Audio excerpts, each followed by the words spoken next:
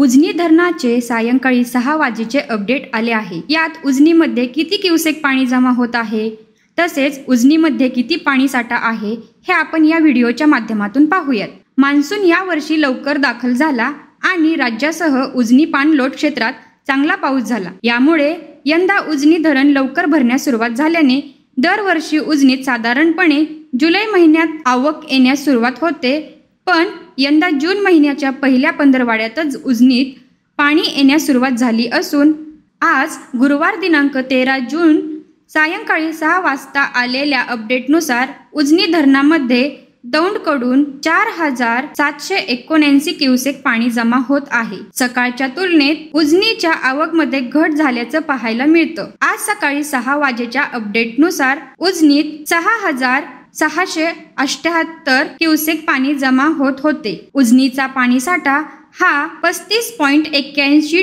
TMC इतका झाला आहे, तर उजनी -51.99% आहे। मागील 5 दिवसात उजनी धरणामध्ये साधारणपणे 4 TMC पाणी जमा झालं आहे। तर टक्केवारीबाबत सांगायचे झाल्यास उजनी 8% वधारले आहे।